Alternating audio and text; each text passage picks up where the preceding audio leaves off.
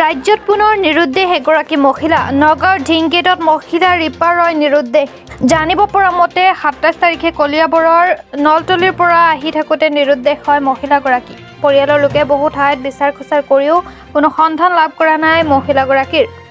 উপায়হীন হৈ পৰিয়ালৰ লোকে লিখিত এজাহাৰ দাখিল কৰে শৈবৰগাঁও আৰক্ষী থানাত।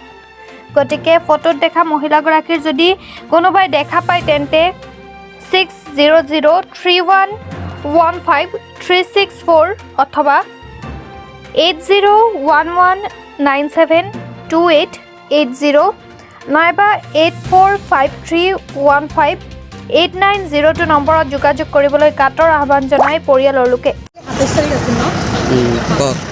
যোৱাকালি ২৭ তাৰিখ মোৰ বাইদেউ ৰিপা ৰয় মোৰ দেউতাৰ লগত ১২টা বজাত ওলাইছিলে ঘৰৰ পৰা।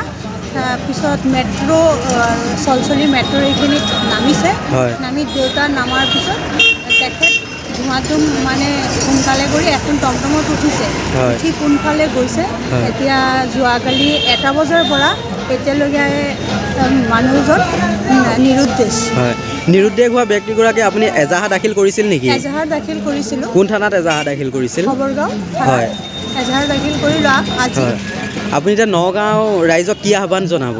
নগাঁৱৰ ৰাইজক আহ্বান জনাইছোঁ, বেলেগ ফালৰ ৰাইজকো আহ্বান জনাইছোঁ, যদি ৰিপা ৰয় এই মানুহজনীক কোনোবাই দেখিছে আমাক অলপ ফোন নম্বৰ দি আছোঁ আমি সেই ফোন নম্বৰত যোগাযোগ কৰিবলৈ অনুৰোধ জনাইছোঁ, যাতে আমি তেখেতৰ খবৰটো পাই গ'লে খুব ভাল হ'ব।